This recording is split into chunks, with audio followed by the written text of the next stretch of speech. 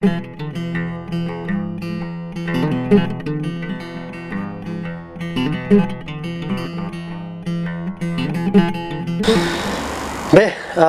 hola a tots, res, parlarem de cosetes molt i molt importants.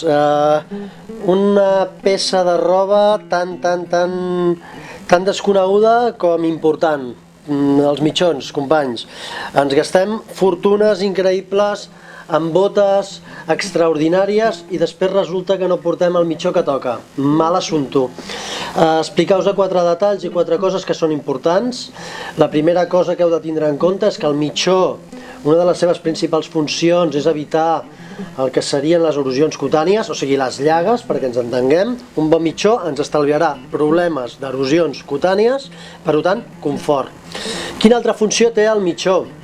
El mitjó té la funció de mantindre's el nostre peu el més sec possible.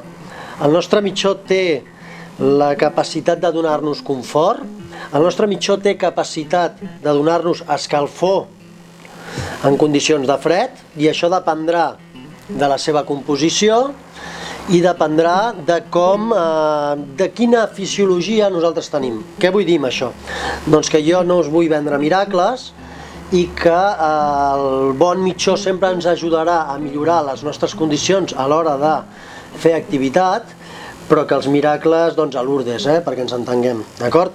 Aleshores, què hauríeu de tindre en compte a l'hora de mirar-vos un mitjó? Doncs perquè el voleu, no és el mateix un mitjó de trail running, una persona que corre, que un mitjó de trekking, i no és el mateix un mitjó de trekking estival que hivernal, i no és el mateix un mitjó d'expedició que un mitjó per, posem-nos a travel, no? Doncs per viatjar, que busquem molta polivalència. Què hauríeu de tindre en compte? Doncs al igual que les samarretes tèrmiques, tots aquells mitjons que estan fets amb fibres sintètiques són mitjons que la seva gran virtut és la seva capacitat de mantindre el peu sec. Val? Quina virtut tenen, per exemple, les llanes?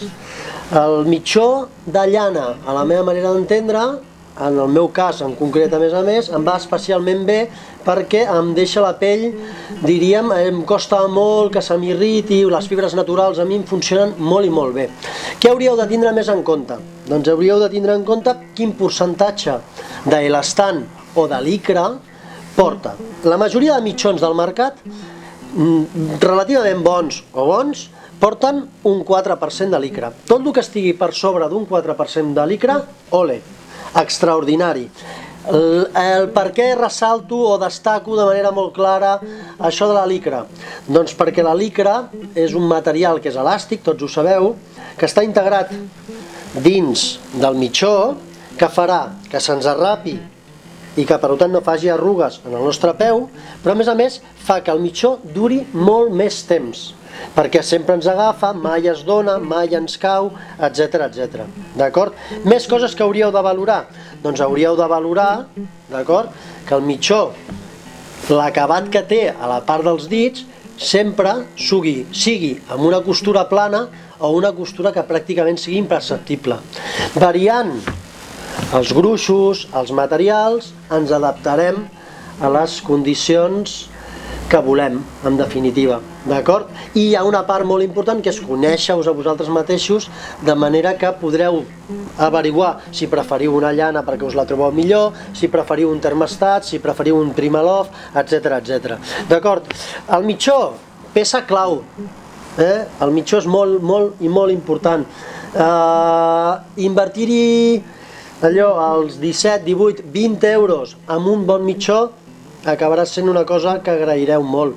Per una banda teniu termostats i Primaloft com a mitjó sintètic d'hivern, o sigui mitjó calent, i el que serien els Coolmax, d'acord, amb una llarga llista d'altres materials com el modal, etc, que són materials per estiu, que no tindrien, diríem, aporte d'escalfor. I les llanes, que depenent dels gruixos, les podrem utilitzar a l'estiu o a l'hivern, depenent del gramatge del mitjó, d'acord? I bé, amb això espero que la licra, les costures i el mitjó adequat per cada un dels usos, espero que us serveixi per decidir-vos anar ben calçats, en definitiva. Vale? Ens veiem en el pròxim vídeo en aquest nou canal. Adeu!